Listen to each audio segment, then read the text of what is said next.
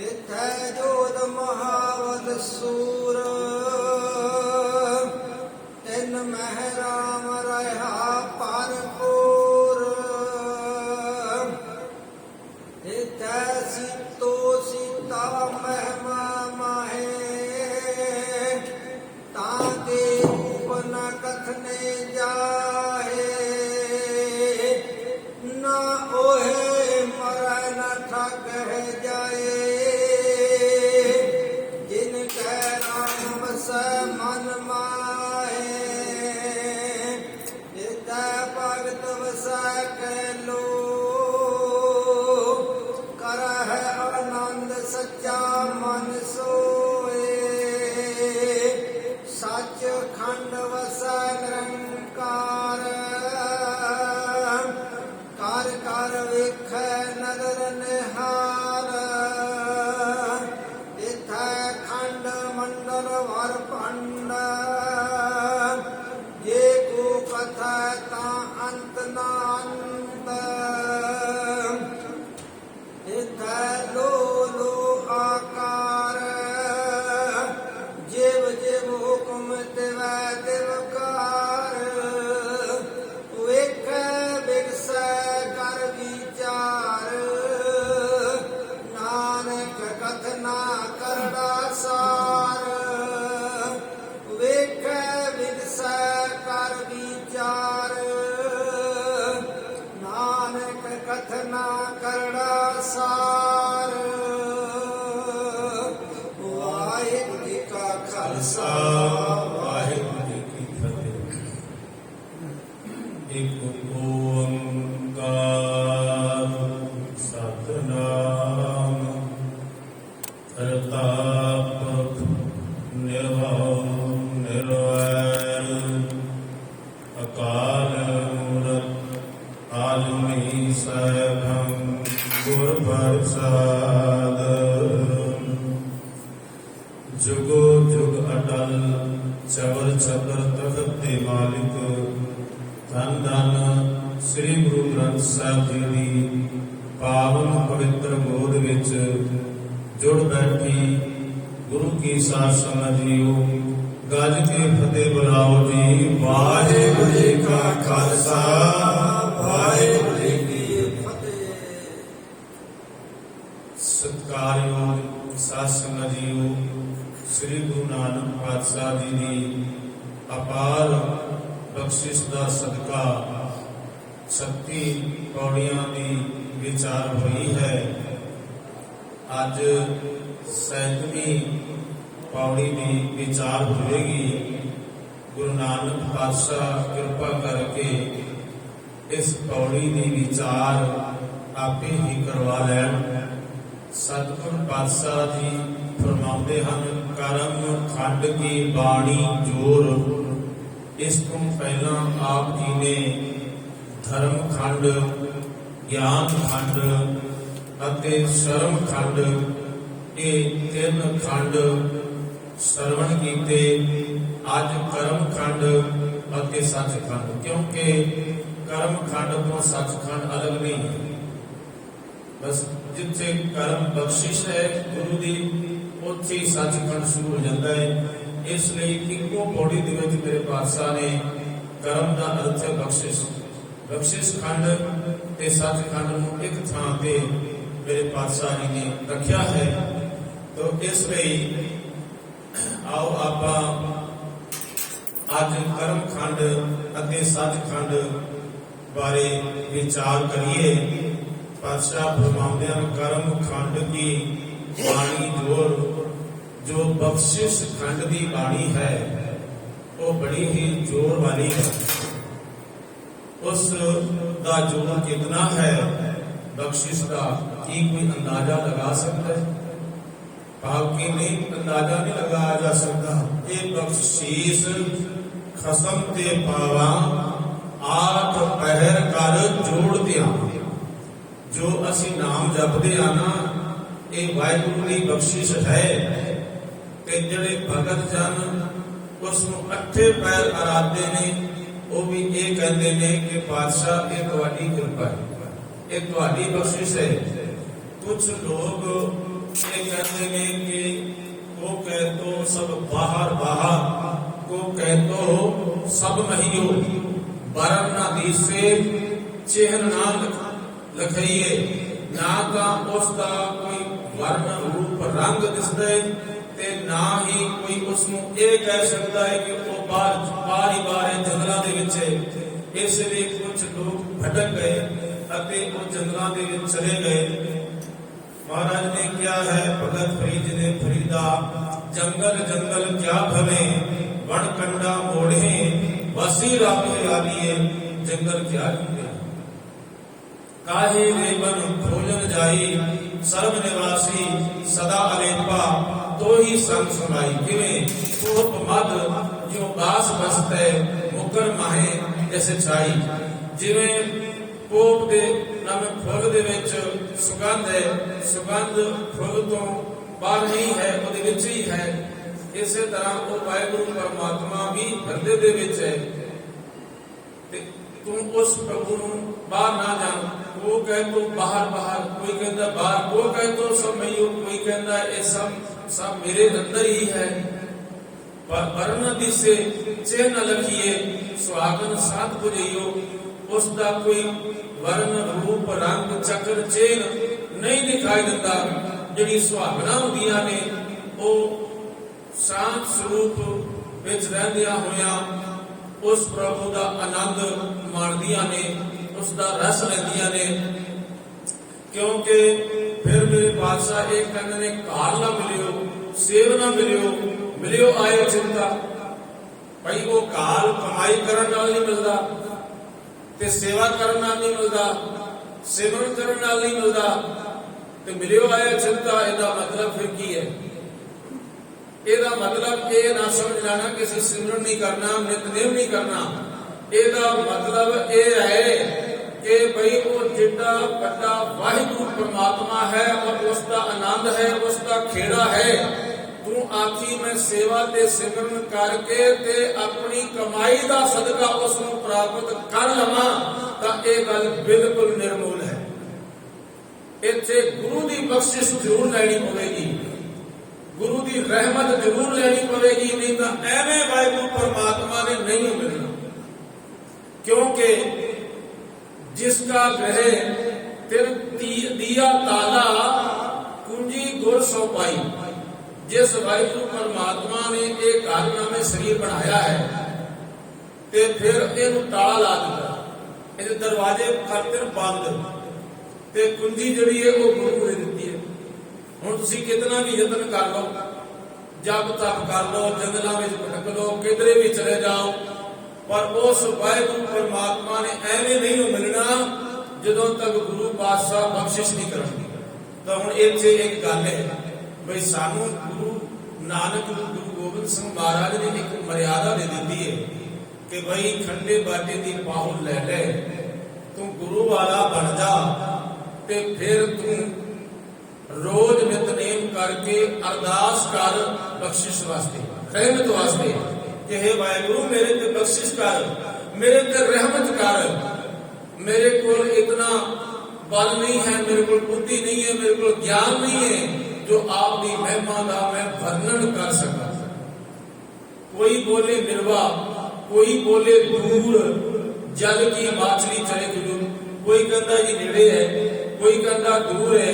तो मेरे साथ कहते ने भाई भगत नामदेव जी कहते जल की माछली चले खजूर एडा वड्डा झूठ है जिवें जाल दे विच रहण वाली मछली कोई बंदा कह देवे कि खजूर दे पेड़ ते चढ़ी फिरदी सी, मैं उसनूं वेखिया है। ये एडा वड्डा झूठ है, क्योंकि सबर अंदर साबरी तन एवें जालेन होन नजीक खुदाए ने भेद ना किसे दिन। वो तां सबर ते संतोख विच रहिंदे ने, वो किसे नूं ये दसदे नहीं फिरदे कि सानूं वो वाहिगुरू परमात्मा मिल गए। कोई बोले निर्वा, कोई बोले दूर, जल की माछली चरे खजूर। फिर भगत नामदेव जी कहते ने काए रे बकवाद लायो, जिन हर पायो तिने छुपायो। जिसने वाहिगुरू परमात्मा नूं पाया है वो छुपा के रखदा है। वो गल वखरी है कि वो वाहिगुरू परमात्मा उसनूं प्रगट कर दिंदा है, उसकी महिमा, उसकी सुगंध थां थां ते वो वाहिगुरू आप ही फैला देता है। इसलिए इस कर्म खंड को चंगी तरह समझ लेना। एक मैं उदाहरण भी देना, जिवें कि नारद एक थां तो लंघिया ते एक गुरु दे दो चेले सन, उत्थे दो पेड़ सन। उन्हां दोवां पेड़ां दे हेठां को बैठ के उसकी आराधना कर रहे सी। ते एक ने पूछा कि भाई तू, मैनू पता लग्या रोज रब दे कोल जांदा है, परमात्मा कोल जांदा है, एक गल पूछ के आवी कि मैनू परमात्मा कदों मिलेगा, कदों से दीदार होंगे। उन्होंने कहा जी जरूर मैं पूछ के दसांगा। दूसरे ने भी यही किया। तो जदों वो वापस परतिया परमात्मा दे कोलों होके आया, तो जिहड़ा पहला सिमरन करने वाला सी उसनू कहता, भाई भगता गल इस तरह है कि तैनू उस दे दीदार तां होंगे अजे 3 जन्म तैनू होर लेने पैणगे। उसनू तो बड़ा क्रोध आ गया, उसने माला सुट दी, बगा मारी परा, कह लगा रब है ही नहीं। मैनू पहले ही शक सी जे रब हुंदा तो मैं इतनी आराधना की है, मैं इतना जप तप किया, इतना सिमरन किया, मैनू आज तक तो मिल जाता। अजे 3 जन्म होर धारण करने पैणगे तां रब मिलेगा, रब है ही नहीं। उसने माला सुट दी ते कहंदा जी आज तो बाद मैं उसका सिमरन करना भी बंद कर देता। ते की बड़ा ना होवे, हट ना जाए। जे असीं उस 2-4 वाहिगुरू गालां भी कट देवांगे तां की उसका कुछ घट जाएगा। जे असीं उसका नाम जप लवांगे तां की तुहाडे नाम जपण दे नाल वो वड्डा हो जाएगा? नहीं, वो ना वड्डा हुंदा तेरे कहण दे नाल ते ना वाहिगुरू छोटा हुंदा। ये गल ध्यान दे विच रख ले। तां फिर दूसरे दे कोल गया, दूसरे ने पूछा सी भाई मैनू कदों मिलेगा? तां उसने नारद ने कहा कि भाई जिस पेड़ के हेठों तू बैठा है ना, इस दे जितने पत्ते ने उन्हां पत्तियां जितने तेनू जन्म होर लेने पैणगे तां तेरा तैनू वाहिगुरू का दीदार होवेगा। बस वो खुशी विच नच उठिया। वाह वाह, वो वाहिगुरू बड़ा बेअंत है, वाहिगुरू की क्या बात है कि इतने जन्म धारण करके मैनू मिलता जाएगा। ये धीरे सी उसके अंदर कहते ने उसी वेले उसनू परमात्मा मिल गई। इसनू की कहते ने बख्शिश। काल ना मिलियो, सेव ना मिलियो आए अचिंता। तो वाहिगुरू परमात्मा अचिंत अचानक ही आके मिल जाता है। इसलिए साडे मन दे विच धीरज, सबर, संतोख भी होना बहुत जरूरी है। सानू बाणी ने अज तक यही सिखाया है कि भाई ये काम क्रोध किसी विकार जिहड़े ने इन्हां दा त्याग कर, तेरे अंदर शुभ गुणा जिहड़े हन उन्हां दा तेरे अंदर वासा होवे तां वो वाहिगुरू परमात्मा मिलेगा। तो खैर सतगुर पातशाह जी इत्थे बख्शिश की गल कर रहे हैं। ये बख्शीश खसम ते पावा 8 पहर कर जोड़ ते आवा।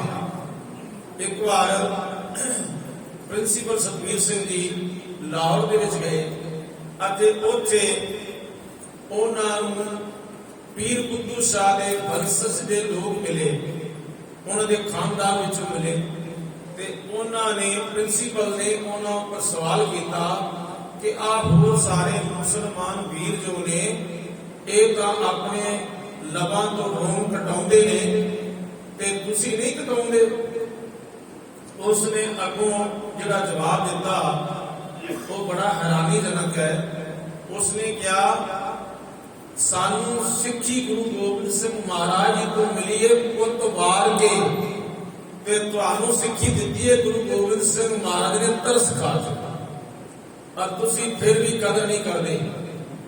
तो उसके दिल नू वो शब्द चीर गए कि भाई सच कहे ये गलत नहीं कह रहा, क्योंकि सानू तरस खा के गुरु गोबिंद सिंह महाराज ने सिक्खी दी है। जिनकी जात बन कुल माही सरदारी न कही कदाही, तिन ही को मैं सरदार बनाऊं 1.25 लाख से एक लड़ाऊं तबे गोबिंद सिंह नाम कहा। एक तरस खाता है।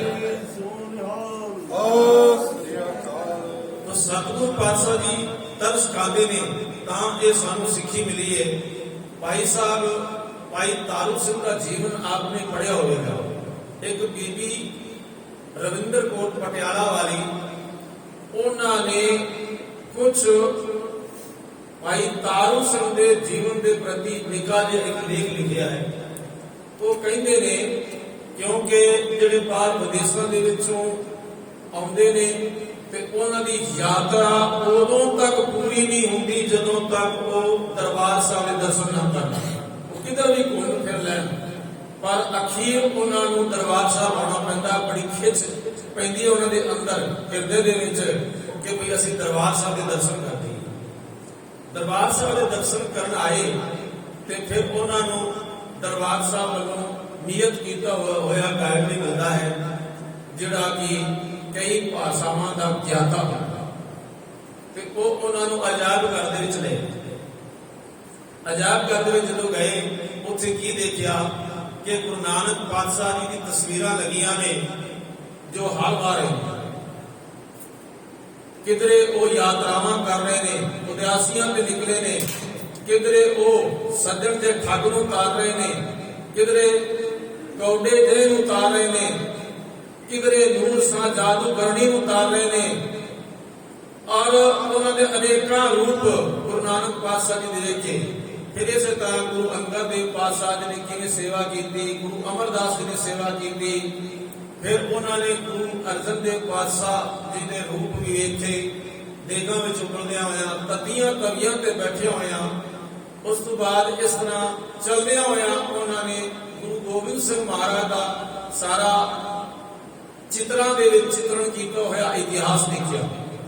ते चलदियां चलदियां एक जगह भाई साहब भाई तारू सिंह जी की तस्वीर आ गई ते उत्थे वो गाइड जो है उसनूं समझाउंदा है कि भी ये सेवा भी करते ने ते सिमरन भी करते ने। इन्हां दा दोष होर कोई नहीं सी, सिर्फ दोष इतना सी इन्हां दा कि जो जंगलों के विच सिंह रहिंदे सन उन्हां नूं भी प्रसादा छकाउंदे सन अते आए गए राही मुसाफर नूं ये भुखा नहीं जाण दिंदे सी। ये खेतीबाड़ी का काम करते सी। इन्हां ने हालांकि कदे युद्ध नहीं लड़िया पर यह सेवा ते सिमरन दे विच हमेशा तत्पर रहिंदे सी। ते समय की जिहड़ी हुकूमत है उन्हां नूं ये चंगा ना लग्या ते जिहड़े उन्हां दे मुखबर ने उन्होंने शिकायतां भी लाईयां। तो खैर भाई साहब भाई तारू सिंह जी नूं जदों गिरफ्तार करना आए तो उन्होंने एक शर्त रखी सी, या तो तुसी आ केस कतल करा दो ते या फिर असी इन्हां केसां नूं कतल करवा देवांगे। तो भाई तारू सिंह ने कहा ये गुरु गोबिंद सिंह महाराज वालों ये मैनूं दान विच दिते हुए ने ते मैं अमानत विच खयानत नहीं कर सकता। मैं केस कटन की तुहानूं इजाजत नहीं दे सकता। तो वो कह लगे तेनू केसां ते बहुता माण है ना, तेरे केस असीं कट के विखावांगे। लाहौर के जितने नाई सन उन्हां सारियां नूं उन्होंने बारी बारी जाके आख्या, जगरिया खान के बंदे पहुंचे उत्थे पर उन्होंने कहा भाई तारू सिंह जी वो तो इतने संत सुभाव के ने, वो तो आया गया की सेवा करते ने, वो कभी किसी का दिल नहीं दुखाते ते असी उन्होंने केसां नूं क्यों कटीए, असी एक पाप नहीं लाना अपने सिर के उपर।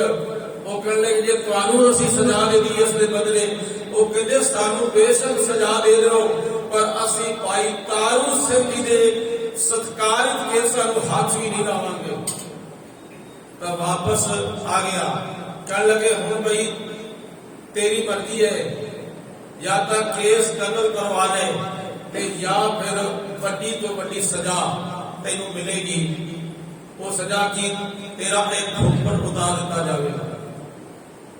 एक मोची नूं बुला लिया तो उन्हें कहा जी ये मेरे सिर का खोपड़ ते तुसीं उतार सकते हो पर तुहानूं मैं ये इजाजत कदाचित नहीं देवांगा कि तुसीं मेरे केसां नूं हथ लाओ। ये केस मेरे नहीं, ये केस गुरु कलगीधर पातशाह जी ने क्या है ना। पातशाह जी ने अपने भाई साहब भाई नंदलाल जी ने दीनों दुनिया दर कमंदे आम परी रुखसारे भार हर दो आलम कीमते यकतारे पाले हुए यारे ना। भाई नंद लाल जी कहते हैं ऐ गुरु गोबिंद सिंह महाराज तेरे एक केस तो मैं दो जहाना की दौलत लुटा देवा। एक केस इतने अमोलक हैं। इसलिए भाई नंद लाल जी एक थां होर भी कहते हैं निशान सिखी ई पंज हर खिताब हरगिज न वासुर ई पंज मवाफ कड़ा कार दो काश कंगा बिना बिना केस हेज नस्त जुमला निशान। केस ना होण ते बाकी दे जेड़े चार कक्के ने वो चार कक्के कोई माना नहीं होते। जे केस हैगे ने तां फिर ये जेड़े चार कक्के ने उन्हां दी भी अहमियत है, उन्हां दी भी मानता है। तां भाई तारू सिंह जी बिल्कुल इनकारी हो गए। कहने लगे जी मेरा खोपड़ उतार लो पर केसां नूं कटण दी मैं कदाचित इजाजत नहीं देवांगा। तो उत्थे उन्होंने धमकियां भी दित्तियां, उन्होंने लालच भी दिते। उत्थे एक मृगिंद नाम के कवि ने, उस कवि ने उन्हां शब्दां नूं अपनी कलम के राही लिखिया है। वो कहंदे ने धर्म दे हेत शरीर मेरा प्रण पाल के खाक दे नाल मिलेगा। धर्म के चित अडोल खड़ा ब्रह्मांड हिले पर ए ना हिलेगा। साजो समाज त्रिलोकी का राज कुबेर की माया का द्वार खुलेगा। इतनी विभूति को देख कदंत नहा तारू मरगिंद का चित डुलेगा। जे तुसी कुबेर की सारी दौलत रख दो तां भी भाई तारू सिंह जी का वो माया देख के दौलत को देख के चित नहीं डुलेगा। तब उन्होंने साध संगत जी उस नौजवान गबरू भाई तारू सिंह जी का एक खोपड़ उतार दिता। इतिहासकार कहते हैं वो 18 दिनों तक जिंदे रहे, निरंतर वो बाणी पढ़ते रहे। 18 दिनों बाद वो शहीद हुए ते गुरु गोबिंद सिंह महाराज की गोद में जा बैठे। फिर भी वो ऐसे से की कहते हैं, वो कहते हैं पातशाह तेरी बख्शिश है, ये तेरी रहमत है और तेरी रहमत ना होवे ताकि ऐसे भी कोई कारज सिरे चढ़ा सकता है। सानू एक निक्का जी कंडा लग जाए, सूल लग जाए, असी तड़प उठने साडा हिरदा जिहड़ा है वो बेबल हो जाता है। पर उन्होंने अपने सिर का खोपड़ उतरवा के 18 दिन तक जिंदा रह के ते गुरबाणी का पाठ किया, जप का पाठ किया और रद्दा जिन्ने भी वो डोले नहीं। तो एक ही है, ये है कर्म नाम बख्शिश। बख्शिश खंड की बाणी है और इस बख्शिश खंड की बाणी दे विच बड़ा जोर है, बड़ी ताकत है और ये इतना तिखा वेग चलता है कि कोई कहे कि इस तिखे वेग को असी रोक लईए तब वो कोई रोक नहीं सकता। दुनिया की ताकत कोई रोक नहीं सकती। तो इसलिए सतगुरु पातशाह जी आखते हैं कि कर्म खंड बख्शिश खंड की बाणी ऐसी है न कोई होर। जिथे बख्शिश है, बख्शिश की बाणी है, जिथे बख्शिश के झरने चल रहे ने तिथे होर ना कोई होर। उस जगह पे कोई होर नहीं है, कोई होर नहीं हो सकता। केवल वो ही जिन्हां दे उपर बख्शिश हुई है कोई उस जगह पे रह सकते ने, टिक सकते ने, बाकी डावा डोल हो जाते हैं।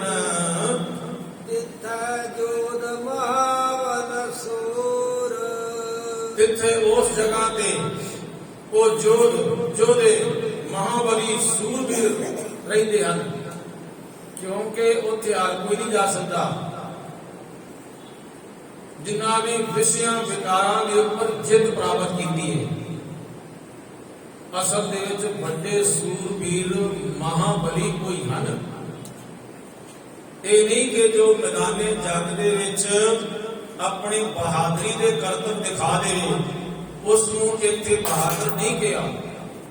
जिन्हां ने विषयां विकारां के उपर चार वर्ण चौहां के मर्दन खड़ दर्शन कर तली ने सुंदर सुगड़ स्वरूप सियाने पंचो ही मोय शरीरे जिन में मारे पंच सूरबीर ऐसो कौन बनी रे जिसने पंजा विकारों को मार दिता ਇਸ ਤੋਂ ਵੱਡਾ ਦੁਨੀਆ ਦੇ ਵਿੱਚ ਹੋਰ ਕੋਈ ਮਹਾਬਲੀ ਸੂਰਬੀਰ ਯੋਧਾ ਨਹੀਂ ਹੋ ਸਕਦਾ। ਤੇ ਉੱਥੇ ਇਸ ਬਖਸ਼ਿਸ਼ ਵਾਲੇ ਖੰਡ ਦੇ ਵਿੱਚ ਵੀ ਉਹੀ ਟਿਕਦੇ ਹਨ, ਉਹੀ ਰਹਿੰਦੇ ਹਨ। ਤਿੰਨ ਮਹਿਰਾ ਵਰਿਆ ਭਰਪੂਰ। ਭਰਪੂਰ ਦਾ ਅਰਥ ਹੈ ਭਰਿਆ ਹੋਇਆ, ਖਾਲੀ ਨਹੀਂ। ਜੋ ਸਰਵ ਵਿਆਪਕ ਰਾਮ ਪ੍ਰਭੂ ਹੈ, ਤਿੰਨ ਮੈਂ ਉਹਨਾਂ ਦੇ ਵਿੱਚ ਉਹਨਾਂ ਦੇ ਹਿਰਦੇ ਵਿੱਚ ਵਸਦਾ ਹੈ ਤੇ ਉਹਦਾ ਥੋੜਾ ਜਿਹਾ ਹਿੱਸਾ ਵੀ ਕੋਈ ਖਾਲੀ ਨਹੀਂ ਹੈ। ਭਾਵ ਕਿ ਸਿਰ ਤੋਂ ਲੈ ਕੇ ਪੈਰਾਂ ਤੱਕ ਉਹਦੇ ਵਿੱਚ ਵਾਹਿਗੁਰੂ ਵਸਿਆ, ਨਾਮ ਵਸਿਆ ਹੈ ਤੇ ਉਹ ਸਾਰੇ ਸਰੀਰ ਕਰਕੇ ਵਾਹਿਗੁਰੂ ਪਰਮਾਤਮਾ ਦੇ ਨਾਲ ਜੁੜਿਆ ਹੋਇਆ ਹੈ। ਇਹ ਸਰੀਰਾ ਮੇਰਿਆ ਹਰ ਤੁਮ ਮੈਂ ਜੋਤ ਧਰੀ, ਹਰ ਬਿਨ ਅਵਰ ਨਾ ਦੇਖੋ ਕੋਈ, ਹਰ ਬਿਨ ਅਵਰ ਨਾ ਦੇਖੋ ਕੋਈ, ਨਗਰੀ ਹਰ ਨਿਹਾਲੇ। ਇੱਥੇ ਬਖਸ਼ਿਸ਼ ਆ ਕੇ ਬਰਸਾਤ ਕਰਦੀ ਹੈ। ਸੂਖ ਮਹਿਲ ਜਾ ਕੇ ਊਂਚ ਦੁਆਰੇ, ਤਾਵੇਂ ਵਾਸੇ ਭਗਤ ਪਿਆਰੇ। ਬੜੇ ਉੱਚੇ ਮਹਿਲ ਨੇ, ਜਿਨ੍ਹਾਂ ਉੱਚੇ ਮਹਿਲਾਂ ਦੇ ਵਿੱਚ ਰਹਿੰਦੇ ਨੇ। ਇਹ ਨਹੀਂ ਆ ਜਿਹੜੀਆਂ ਵੱਡੀਆਂ ਵੱਡੀਆਂ ਬਿਲਡਿੰਗਾਂ ਬਣੀਆਂ ਅੱਜ ਦੇ ਸਾਇੰਸਦਾਨ ਲੋਕਾਂ ਨੇ ਬਣਾ ਦਿੱਤੀਆਂ ਨੇ, ਉਹ ਬਿਲਡਿੰਗਾਂ ਦੀ ਗੱਲ ਨਹੀਂ ਕਰਦੇ। ਉਹ ਮਹਿਲ ਜਿਹੜਾ ਹੈ ਉਹ ਬੜਾ ਸੁੱਚਾ ਤੇ ਉੱਚਾ ਹੈ। ਸੂਖ ਮਹਿਲ ਜਾ ਕੇ ਉੱਚ ਦੁਆਰੇ, ਤਾਵੇਂ ਵਾਸੇ ਭਗਤ ਪਿਆਰੇ। ਉੱਥੇ ਪਿਆਰੇ ਭਗਤ ਵਸਦੇ। ਮਹਾਰਾਜ ਦੀ ਬਾਣੀ ਕਹਿੰਦੀ ਹੈ, ਨਾ ਤੂੰ ਆਵੇਂ ਵਸ ਬਹੁਤ ਘਿਣਾਵਣੇ, ਨਾ ਤੂੰ ਆਵੇਂ ਵਸ ਵੇਦ ਪੜ੍ਹਾਵਣੇ, ਨਾ ਤੂੰ ਆਵੇਂ ਵਸ ਤੀਰਥ ਧਾਈਏ, ਨਾ ਤੂੰ ਆਵੇਂ ਵਸ ਧਰਤੀ ਧਾਈਏ, ਨਾ ਤੂੰ ਆਵੇਂ ਵਸ ਕਿਤੇ ਸਿਆਣਪੇ, ਨਾ ਤੂੰ ਆਵੇਂ ਵਸ ਬਹੁਤਾ ਦਾਨ ਦੇ, ਤੂੰ ਭਗਤਾਂ ਕੇ ਵਸ ਭਗਤਾਂ ਦਾਨ ਦਿਆ। ਅਗੰਮ ਗੋਚਰ ਵਾਹਿਗੁਰੂ ਪਰਮਾਤਮਾ ਤੂੰ ਕਿਸੇ ਤਰ੍ਹਾਂ ਵੀ ਵਸ ਵਿੱਚ ਨਹੀਂ ਹੁੰਦਾ, ਪਰ ਭਗਤਾਂ ਦੇ ਵਸ ਵਿੱਚ ਆ ਜਾਂਦਾ ਹੈ। ਉਹ ਭਗਤ ਤੈਨੂੰ ਪਿਆਰ ਦੀ ਡੋਰੀ ਨਾਲ ਐਸਾ ਬੰਨ ਲੈਂਦੇ ਨੇ ਕਿ ਫਿਰ ਉਹ ਕਹਿ ਦਿੰਦੇ ਨੇ, ਬੱਦੋ ਕੀਨਾ ਗੋਡ ਮਾਧੋ ਮੋਸੀਓ, ਐ ਮਾਧੋ ਤੂੰ ਮੇਰੇ ਨਾਲ ਸ਼ਰਤ ਬੰਨ ਲੈ ਕਿ ਅਸੀਂ ਛੁੱਟ ਜਾਵਾਂਗੇ ਤੇਰੀ ਬਖਸ਼ਿਸ਼ ਦੇ ਨਾਲ, ਅਸੀਂ ਛੁੱਟ ਜਾਵਾਂਗੇ ਤੇਰਾ ਨਾਮ ਜਪ ਜਪ ਕੇ। ਪਰ ਜਦੋਂ ਅਸੀਂ ਤੈਨੂੰ ਪਿਆਰ ਦੀ ਡੋਰ ਨਾਲ ਐ ਪਰਮਾਤਮਾ ਬੰਨ ਲਿਆ ਤੇ ਫਿਰ ਤੂੰ ਸਾਡੇ ਕੋਲ ਛੁੱਟ ਨਹੀਂ ਸਕਦਾ। ਇਹ ਭਗਤਾਂ ਦਾ ਮਾਣ ਹੈ ਭਾਈ, ਕਿਉਂਕਿ ਉਹ ਭਗਤੀ ਕਰਦੇ ਨੇ, ਉਹ ਬਖਸ਼ਿਸ਼ ਖੰਡ ਦੇ ਵਿੱਚ ਵਿਚਰਦੇ ਨੇ, ਇਸ ਲਈ ਉਹ ਮਾਣ ਦੇ ਨਾਲ ਆਖਦੇ ਨੇ, हे ਪ੍ਰਭੂ ਤੈਨੂੰ ਅਸੀਂ ਪਿਆਰ ਨਾਲ ਬੰਨ ਲਵਾਂਗੇ। ਸਾਚ ਕਹੋ ਸੁਣ ਲਿਓ ਸਭ ਹੈ, ਜਿਨ ਪ੍ਰੇਮ ਕੀਓ ਤਿਨ ਹੀ ਪ੍ਰਭੂ ਪਾਇਓ। ਜਿਸ ਨੇ ਵਾਹਿਗੁਰੂ ਨਾਲ ਪਿਆਰ ਕੀਤਾ ਹੈ, ਅਸਲ ਵਿੱਚ ਵਾਹਿਗੁਰੂ ਪਰਮਾਤਮਾ ਨੂੰ ਪ੍ਰਾਪਤ ਵੀ ਉਸਨੇ ਕੀਤਾ ਹੈ। ਤਿੱਥੈ ਸੀਤੋ ਸੀਤਾ ਮਹਿਮਾ ਮਾਹੇ। ਜਿੱਥੇ ਨਾਮੇ ਉੱਥੇ, ਸੀਤੋ ਨਾਮੇ ਚੰਗੀ ਤਰ੍ਹਾਂ ਉਸ ਨੇ ਆਪਣੇ ਹਿਰਦੇ ਨੂੰ ਵਾਹਿਗੁਰੂ ਦੇ ਨਾਲ ਸੀ ਲਿਆ ਹੈ। ਭਾਵ ਕਿ ਜਰਾ ਜਿੰਨਾ ਵੀ ਕੋਈ ਕਮੀ ਨਹੀਂ ਰਹਿ ਗਈ ਤੇ ਮਹਿਮਾ ਮਾਏ ਹਰ ਵਕਤ ਉਹ ਵਾਹਿਗੁਰੂ ਪਰਮਾਤਮਾ ਦੀ ਮਹਿਮਾ ਦੇ ਵਿੱਚ ਰਹਿੰਦਾ। ਭਾਵ ਕਿ ਪਰਮਾਤਮਾ ਦੀ ਉਸਤਤੀ ਉਹ ਹਰ ਵਕਤ ਉਚਾਰਨ ਕਰਦਾ ਰਹਿੰਦਾ ਹੈ। ਤਾਂ ਕੇ ਰੂਪ ਨ ਕਥਨੇ ਜਾਹੇ। ਫਿਰ ਉਸ ਦਾ ਜਿਹੜਾ ਰੂਪ ਹੈ, ਕਿਤਨਾ ਸੁੰਦਰ ਰੂਪ ਹੈ, ਨਾ ਕਥਨੇ ਜਾਹੇ।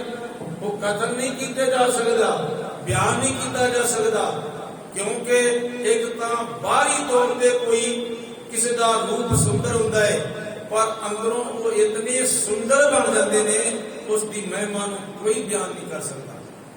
ਪੁੱਛਿਆ ਸੀ ਗੁਰੂ ਅਰਜਨ ਸਾਹਿਬ ਜੀ ਦੇ ਕੋਲੋਂ ਕਿ ਬਈ ਸੋਹਣਾ ਕੌਣ ਹੈ ਤੇ ਕੁਸੋਹਣਾ ਕੌਣ ਹੈ।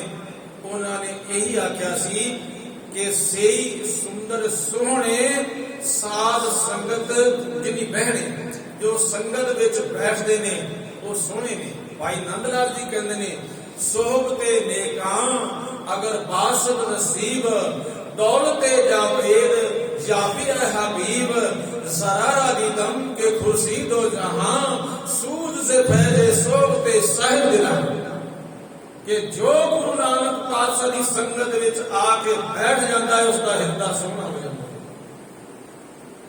ਇੱਕ ਵਾਰ ਸੁਕਰਾਤ ਬਹੁਤ ਉਹਦਾ ਚਿਹਰਾ ਨਾ ਬਾਹਰੀ ਤੌਰ ਤੇ ਕਰੂਪ ਸੀਗਾ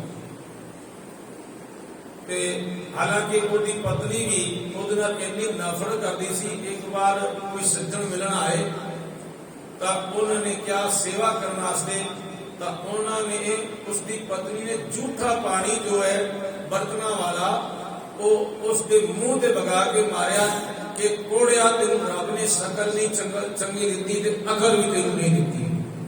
ਇੱਕ ਵਾਰ ਉਹ ਦਰਪਣ ਦੇਖ ਰਹੇ ਸੀ, ਇਤਨੇ ਕਰੂਪ ਸਨ, ਦਰਪਣ ਦੇਖ ਰਹੇ ਸੀ ਤੇ ਇੱਕ ਚੇਲਾ ਉਹਦਾ ਜੋ ਉਹਦੇ ਕੋਲ ਅਧਿਆਤਮਕ ਵਿਦਿਆ ਸਿੱਖਦਾ ਸੀ ਉਹ ਉੱਥੇ ਆਇਆ ਤੇ ਵੇਖ ਕੇ ਹੱਸ ਗਿਆ।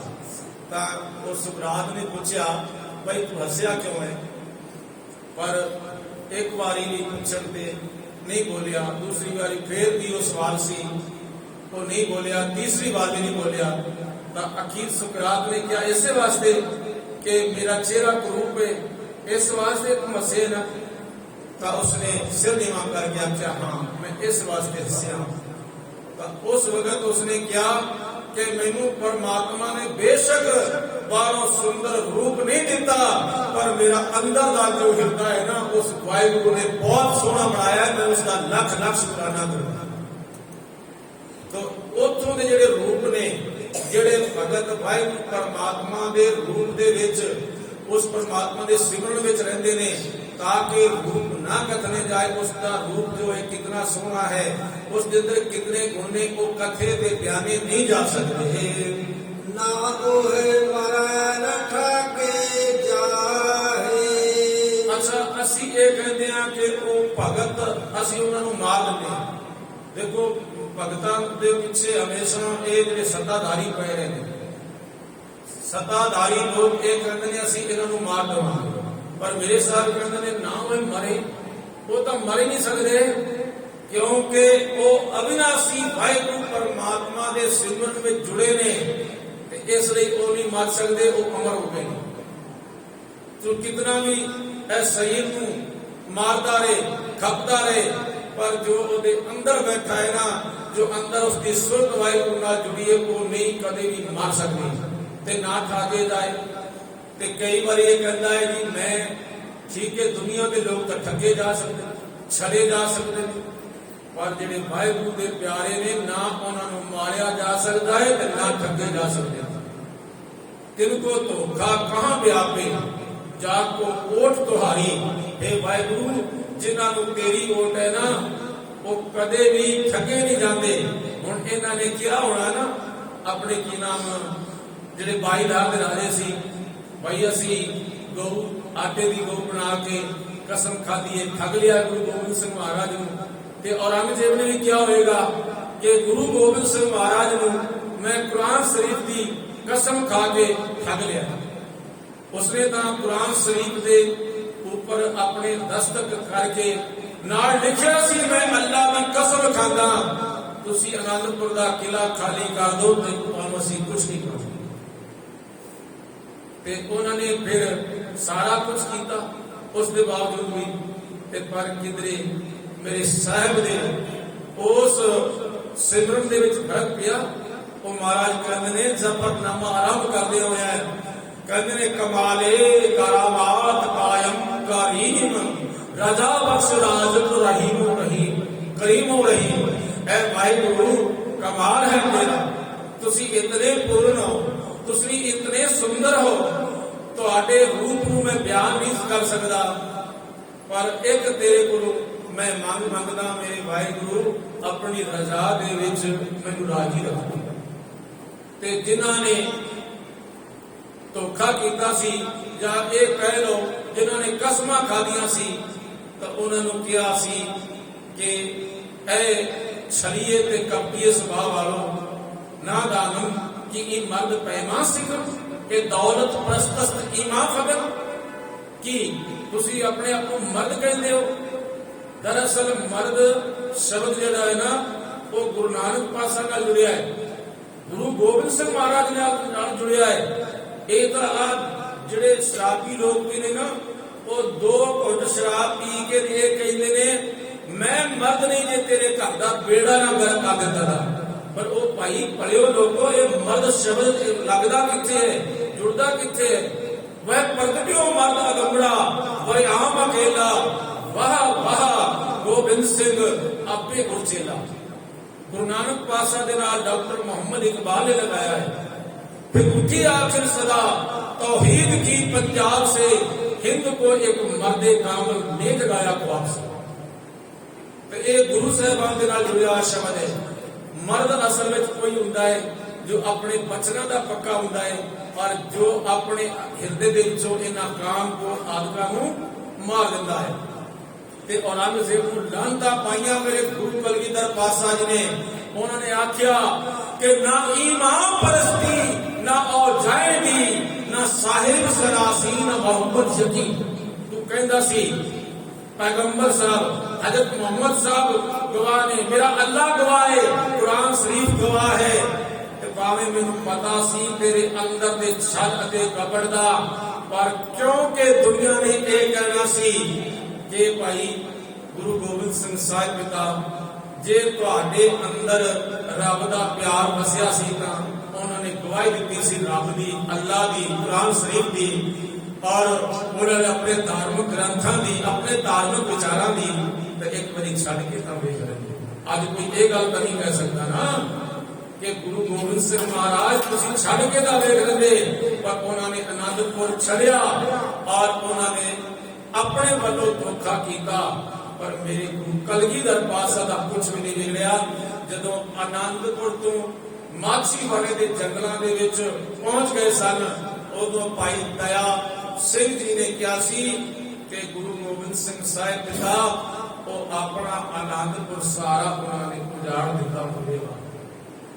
गुरु गोबिंद सिंह महाराज कहते ने ओ आनंदपुर की गल छड्ड, पर जिहड़ा साडे अंदर दा आनंदपुर है उहदे विच जरा जिन्ना भी फर्क नहीं आया।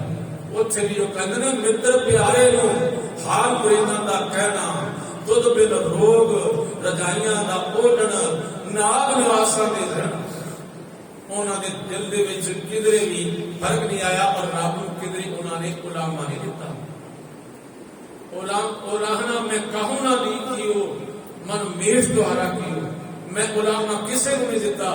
तुहाडा हर काम है वाहिगुरु मैं मिठा करके मन ये है वाहिगुरु के प्यारियां दे अंदर रब वसदा है। ना होए मरे ना खाके जाए। तो वाहिगुरु के प्यारे ना मरदे ने ते ना वो किसी दे ठगियां ठगे जाते हैं, क्योंकि उन्होंने अंदर वाहिगुरु आ बैठा है।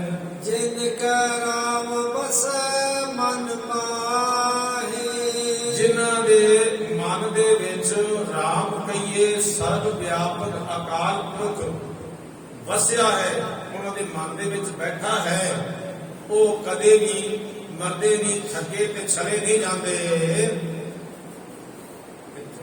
तित्ता भगत वसा के लो, किथे ना में ओथे कई लोकां दे कई देशां दे भगत वसदे ने। जिथों दी ए सतगुर पातशाह जी गल कर रहे हैं उथे एक या दो नहीं ने, बहुत सारे ने। जिस तरह के भगत रविदास जी ने भी किया है ना, बेगमपुरा शहर को नाऊं दुख अंधो नहीं देखाऊं। मैं उस शहर का वासी हाँ जिथे बेगम गम नहीं है। बेगमपुरा शहर को नाऊं दुख अंधो, अंधो का अर्थ चिंता, जिथे चिंता नहीं है, जिथे कोई फिक्र नहीं है, मैं उस देश के विच वसदा। बेगमपुरा शहर को नाम दुख अंधो नहीं देखाऊं, उस जगह का मैं वासी हाँ। ते फिर कहते ने आबाद सदा मशहूर, उहाँ गली बसे मामूर, क्यों क्यों सैल करे जो पावे, महरम महल नाम को अटकावे। उत्थे उत्थों दा सारी वाकफियत भगतां नूं हुंदी है ते उत्थे कोई ऐसा मनुख नहीं है जो उन्हां नूं रोक लवे, जो उन्हां नूं टोक लवे ते आखे उत्थे खड़ जा और जिथे मैं कहता उत्थे रुक जा। वो भाई ये ओ परम अवस्था है, इस जगह ते आके भावें सिरां दे उपर आए चल जावन ते उन्हां दी ये जिहड़ी बख्शिशमई खंड दी गल है वो कदे भी खत्म नहीं होती। उत्थे बहुत सारे भगत वसदे ने जिहड़े इस परम अवस्था दे विच पहुंचे होए हन। ਕਰੇ ਆਨੰਦ ਸੱਚਾ ਮਨ ਸੋਏ। ਉਹਨਾਂ ਦਾ ਜਿਹੜਾ ਸੱਚਾ ਮਨ ਹੈ ਉਸ ਵਾਹਿਗੁਰੂ ਪਰਮਾਤਮਾ ਦੇ ਨਾਮ ਦੇ ਵਿੱਚ ਜੁੜਨ ਕਰਕੇ ਕਰੇ ਆਨੰਦ, ਉਹ ਆਨੰਦ ਹੀ ਕਰਦੇ ਹਨ। ਆਨੰਦ ਆਨੰਦ ਸਭ ਕੋ ਕਹੇ, ਆਨੰਦ ਗੁਰੂ ਤੇ ਜਾਣਿਆ। ਇਹ ਆਨੰਦ ਗੁਰੂ ਦੇ ਕੋਲੋਂ ਪ੍ਰਾਪਤ ਹੁੰਦਾ। ਇੱਥੇ ਅਸੀਂ ਗੁਰੂ ਨਹੀਂ ਭੁੱਲਣਾ, ਕਿਉਂਕਿ ਜੇ ਅਸੀਂ ਸੱਚਖੰਡ ਵਿੱਚ ਜਾਣਾ ਹੈ ਨਾ ਤਾਂ ਸੱਚਖੰਡ ਦੇ ਵਿੱਚ ਤਾਂ ਹੀ ਜਾ ਸਕੀਦਾ ਹੈ ਜੇਕਰ ਗੁਰੂ ਨੂੰ ਨਾਲ ਰੱਖਾਂਗੇ। ਜੇ ਗੁਰੂ ਨੂੰ ਭੁੱਲ ਗਏ ਤਾਂ ਨਾ ਤਾਂ ਫਿਰ ਬਖਸ਼ਿਸ਼ ਖੰਡ ਹੈ ਤੇ ਨਾ ਸੱਚਖੰਡ ਹੈ। ਇੱਥੇ ਗੱਲ ਸਾਰੀ ਗੁਰੂ ਦੀ ਹੈ, ਕਿਉਂਕਿ ਜਿਸ ਦਾ ਗ੍ਰਹਿ ਦਿਆ ਦਿਆ ਕਾਲਾ ਕੁੰਜੀ ਗੁਰ ਸੌਂਪਾਈ। ਇਹ ਕੁੰਜੀ ਗੁਰੂ ਨੂੰ ਪਰਮਾਤਮਾ ਨੇ ਆਪ ਸੌਂਪ ਦਿੱਤੀ ਹੈ। ਤੇ ਇਸ ਲਈ ਗੁਰੂ ਦੇ ਨਾਮ ਤੇ ਹੋਰ ਜਿਹੜੇ ਲੋਕ ਪਖੰਡ ਕਰਦੇ ਨਾ, ਉਹ ਜਿਹੜੇ ਨੇ ਲੋਕਾਂ ਨੂੰ ਠੱਗਦੇ ਨੇ ਤੇ ਜਿਹੜੇ ਲੋਕ ਉਹਨਾਂ ਦੇ ਮਗਰ ਲੱਗ ਜਾਂਦੇ ਨੇ ਉਹ ਕਦੀ ਵੀ ਕਿਸੇ ਮੰਜ਼ਿਲ ਤੇ ਪਹੁੰਚਦੇ ਨਹੀਂ। ਜਦੋਂ ਗੁਰੂ ਨਾਨਕ ਪਾਤਸ਼ਾਹ ਜੀ ਗਏ ਤਾਂ ਉੱਥੇ ਜਿਹੜੇ ਬ੍ਰਾਹਮਣ ਸਨ ਉਹ ਕਹਿਣ ਲੱਗੇ ਜੀ ਆਓ ਤੁਹਾਡੇ ਮਾਤਾ ਪਿਤਾ ਦੀ ਮੁਕਤੀ ਕਰਾ ਲਓ।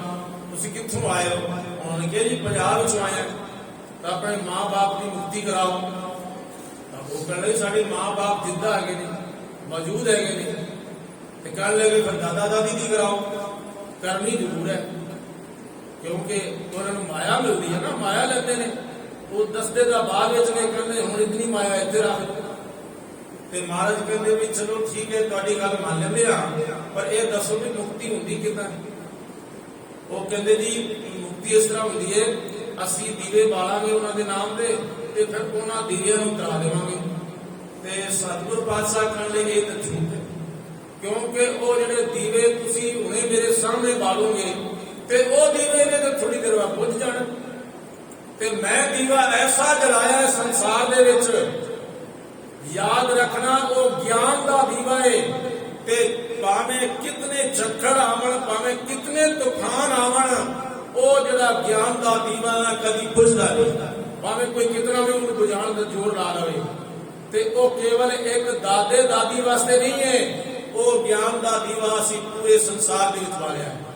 ਸਾਰਾ ਸੰਸਾਰ ਗਿਆਨ ਲਵੇ, ਉੱਥੋਂ ਚਾਨਣ ਲਵੇ ਤੇ ਉਸ ਦੇ ਆਸਰੇ ਚੱਲੇ ਤਾਂ ਦੇਖੋ ਉਸ ਨੂੰ ਸੱਚਖੰਡ ਮਿਲੇ।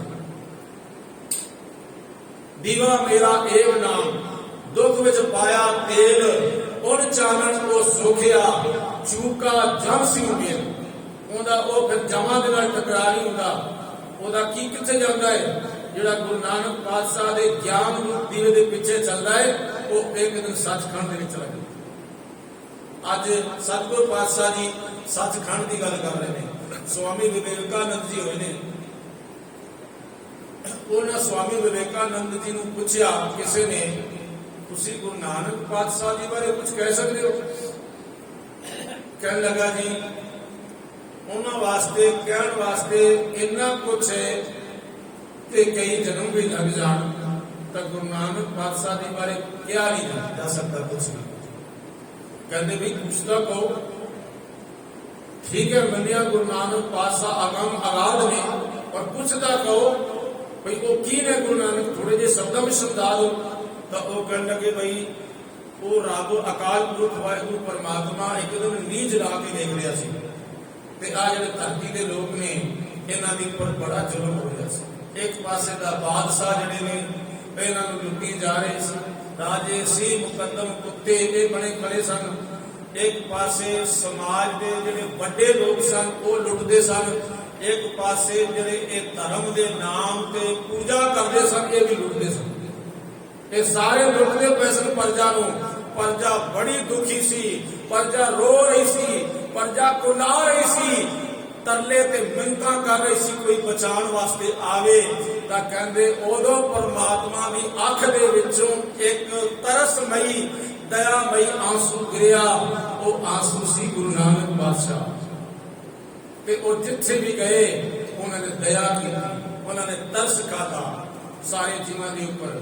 ਨਹੀਂ ਤਾਂ ਸੱਜਣ ਦਾ ਕੀ ਹੱਕ ਸੀ ਕਿ ਉਹ ਸੱਚਖੰਡ ਵਿੱਚ ਪਹੁੰਚ ਜਾਂਦਾ? ਨਹੀਂ ਹੱਕ ਸੀ ਨਾ, ਉਹਨੇ ਕੋਈ ਜਿਹਾ ਕੰਮ ਹੀ ਨਹੀਂ ਕੀਤਾ ਸੀ।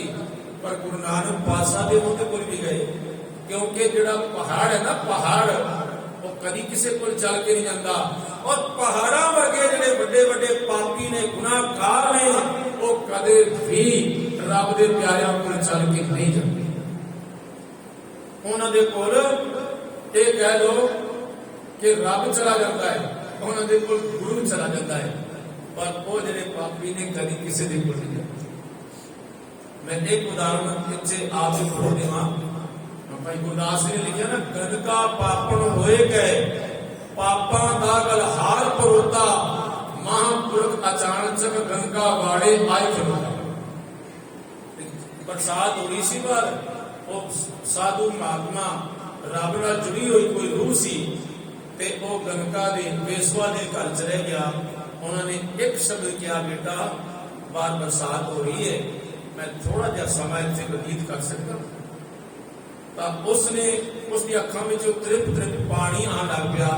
फिर उसने पलट के कहा, बेटा मैं कोई अपमानजनक शब्द नहीं कहने, मैं थोड़ी देर वास्ते आपको रुकने की इजाजत मंगी है, जे बेटा इजाजत होवे तो मैं रुक जाना, ते कोई गल नहीं, मैं बरसात में वो कहते बाबा मैं इस वास्ते नहीं रोई कि तुसी इत्थे रुकोगे, इस वास्ते रोईया कि अज तक मैनू किसी ने बेटा नहीं किया, अज पहली बार किसी ने बेटा किया है। मैं तो पापां दे विच इतनी गलतान हाँ, सिर तो लैके पैरों तक जो है सिर तो लैके पैरों तक पापां दे नाल भरी हुई हाँ, ते अज तुसी मैनू इतनी पापन नूं बेटा किया। उन्होंने तरस आ गया, दुर्मत देख दयाल हो, हथों के दोष तोता, उनकी दुर्मतता वेख के दयालु है, ते एक तोता दे दिता भी तू इसनूं राम नाम पढ़ाया कर। ते उन्होंने राम नाम पढ़ाउंदियां पढ़ाउंदियां एक दिन वो राम दे पास चली। ते ये गल स्वामी विवेकानंद जी कहते हैं, गुरु नानक पातशाह एक तरस ने, रहमत ने, दया है। मैं इत्थे कथा आपको सुना दिया, क्योंकि जिहड़े नाम जपते ने, सेवा करते ने, उन्हां उपर तरस आ जाना, तो एक आम आदमी सोचेगा भाई ठीक है, भाई सेवा की है, ते उन्होंने सेवा का फल मिल गया, उन्होंने सचखंड मिल गया। पर जिहड़ा बिल्कुल दया दे नेड़े ना होवे, जिसने पाप किए होण, गुनाह किए होण, जुल्म किए होण, ते उस नूं सचखंड दे विच पहुंचाण दा हिया कोई रखे, तो वो कौन है? जिहड़ा अपने ख्वाजा दिल मुहम्मद साहब, मैं उसनूं दिल मुहम्मद साहब इस वास्ते कहना, उहदी लिखदा दे विच इतना प्यार है और इतनी डूंघाई है कि बंदा उस डूंघाई नूं देखदा देखदा हैरान रह जाए। उहदी देखो उडारियां कैसियां ने।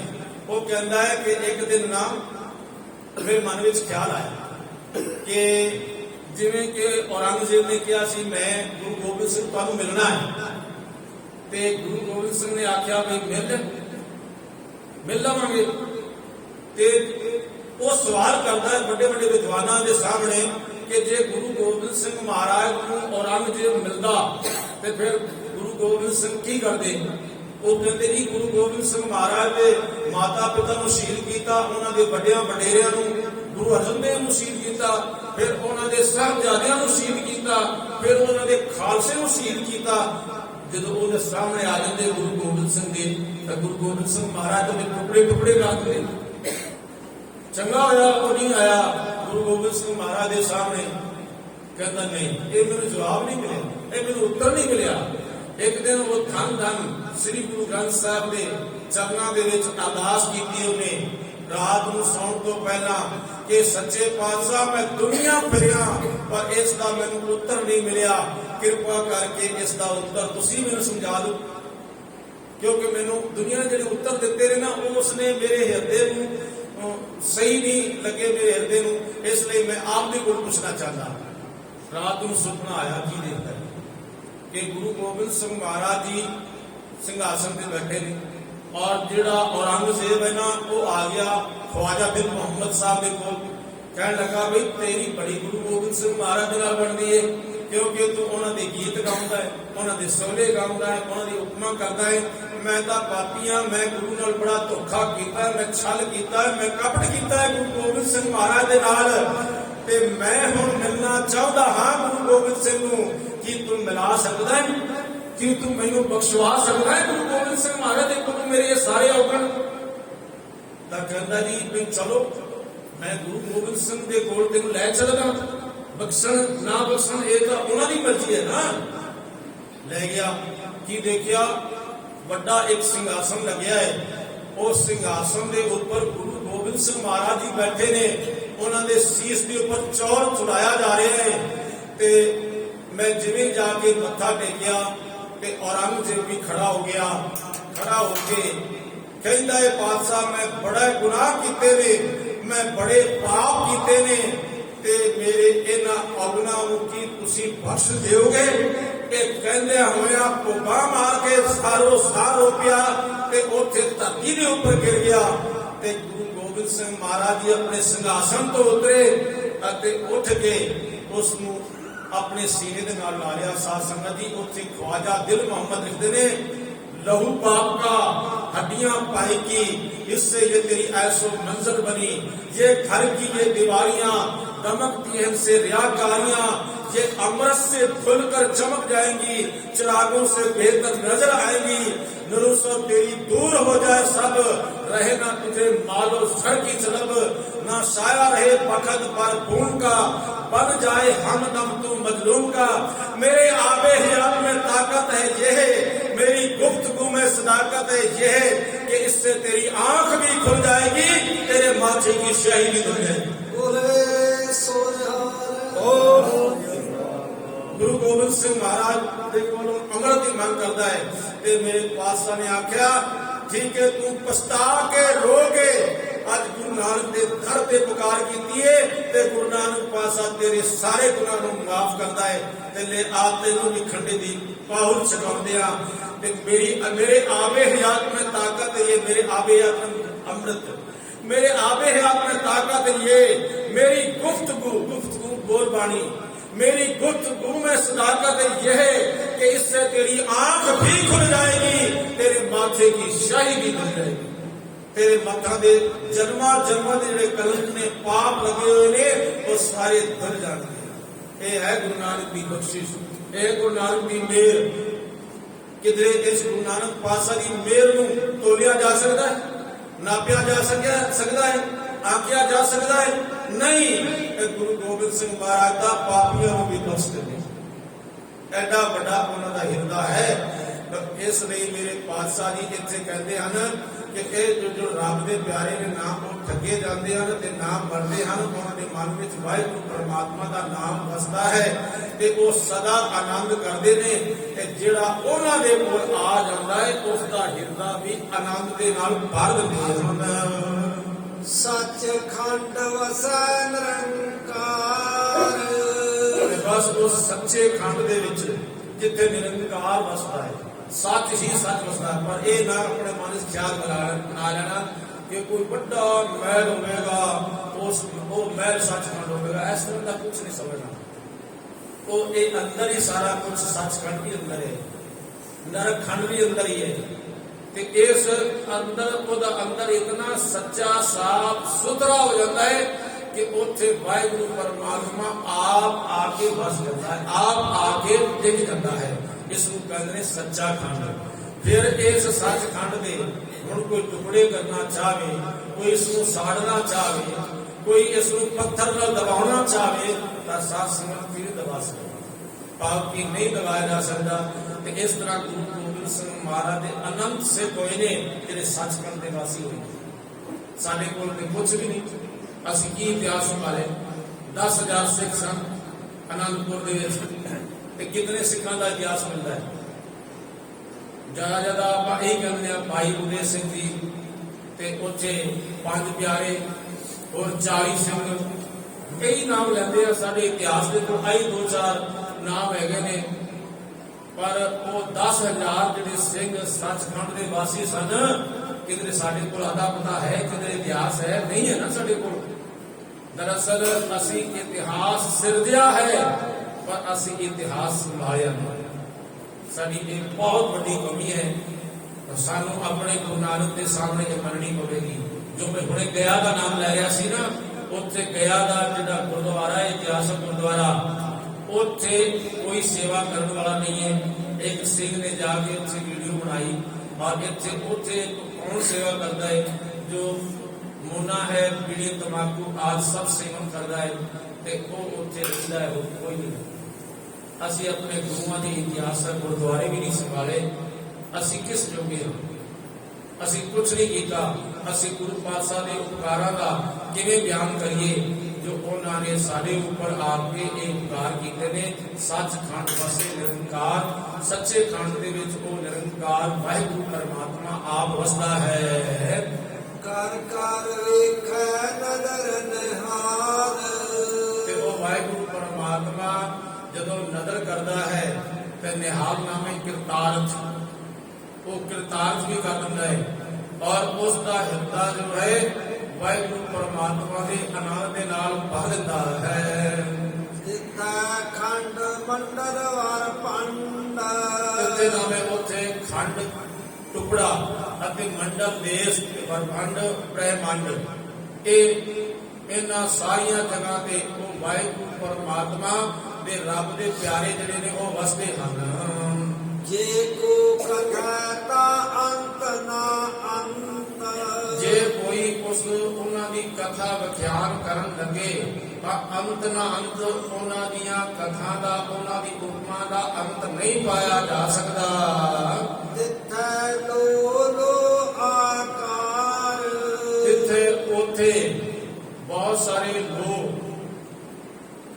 ਦੇਸ਼ ਨੇ ਔਰ ਉਹਨਾਂ ਦੇਸ਼ਾਂ ਦੇ ਵਿੱਚ, ਉਹਨਾਂ ਲੋਕਾਂ ਦੇ ਵਿੱਚ, ਉਹਨਾਂ ਦੇਸ਼ਾਂ ਦੇ ਵਿੱਚ ਆਕਾਰ, ਆਕਾਰ ਦਾ ਅਰਥ ਹੈ ਵਜੂਦ, ਮੌਜੂਦ ਹੈ।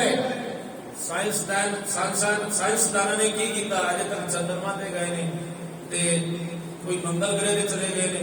ਇਹ ਤਾਂ ਜੋ ਮਿੱਟੀ ਥੋੜੀ ਬਹੁਤ ਲਿਆਂਦੇ ਫਿਰਦੇ ਨੇ, ਪਤਾ ਨਹੀਂ ਕਿੰਨੇ ਗ੍ਰਹਿ ਨੇ ਜਿੱਥੇ ਵਜੂਦ ਹੈਗੇ ਨੇ, ਜਿੱਥੇ ਸਰੀਰ ਹੈਗੇ ਨੇ। ਤੇ ਉਸ ਵਾਹਿਗੁਰੂ ਪਰਮਾਤਮਾ ਦਾ ਇਹ ਭਲਾ ਵਿਗਿਆਨ ਕਿਵੇਂ ਭੇਦ ਪਾ ਸਕਦਾ? ਨਹੀਂ ਪਾ ਸਕਦੇ। ਇਹ ਤਾਂ ਇਹਨਾਂ ਦੀਆਂ ਖਿਆਲਾਤਾਂ ਦੀਆਂ ਉਡਾਰੀਆਂ ਨੇ ਕਿ ਅਸੀਂ ਬਹੁਤ ਕੁਝ ਪਾ ਲਿਆ ਹੈ ਔਰ ਬਹੁਤ ਕੁਝ ਪਾਉਣ ਦੇ ਬਾਵਜੂਦ ਵੀ ਇੱਕ ਧਰਤੀ ਦਾ ਰੇਤ ਦਾ ਕਣ ਚੁੱਕ ਲਓ ਤਾਂ ਉਤਨਾ ਵੀ ਅਜੇ ਇਹਨਾਂ ਵਿਗਿਆਨਕਾਂ ਨੇ ਕੁਝ ਪ੍ਰਾਪਤ ਨਹੀਂ ਕੀਤਾ। ਇਹ ਗੁਰੂ ਨਾਨਕ ਪਾਤਸ਼ਾਹ ਦਾ ਗਿਆਨ ਇਤਨਾ ਵਿਸ਼ਾਲ ਹੈ ਔਰ ਇਸ ਵਕਤ ਸੱਚਖੰਡ ਦੀ ਸਤਿਗੁਰੂ ਪਾਤਸ਼ਾਹ ਜੀ ਗੱਲ ਕਰ ਰਹੇ ਹਨ। ਜਿਵ ਜਿਵ ਹੁਕਮ ਤਿਵੈ ਤਿਵ ਕਾਰ, ਜਿਵੇਂ ਜਿਵੇਂ ਉਸ ਵਾਹਿਗੁਰੂ ਪਰਮਾਤਮਾ ਦਾ ਹੁਕਮ ਹੁੰਦਾ ਹੈ ਤਿਵੇਂ ਤਿਵੇਂ ਇਹ ਸਾਰੇ ਸੰਸਾਰ ਦੀ ਬ੍ਰਹਿਮੰਡਾਂ ਦੀ ਕਾਰ ਵਿਹਾਰ ਚੱਲਦਾ ਰਹਿੰਦਾ ਹੈ। ਵੇਖੈ ਵਿਗਸੈ ਕਰ ਵਿਚਾਰ, ਫਿਰ ਆਪਣੇ ਕੀਤੇ ਹੋਏ ਇਹ ਸਾਰੇ ਬ੍ਰਹਿਮੰਡਾਂ ਨੂੰ ਵੇਖਦਾ ਹੈ। ਵਾਹਿਗੁਰੂ ਵਿਗਸੇ ਨਾਮੇ ਖੁਸ਼ ਹੁੰਦਾ ਹੈ ਅਤੇ ਵਿਚਾਰ ਕਰਦਾ ਹੈ।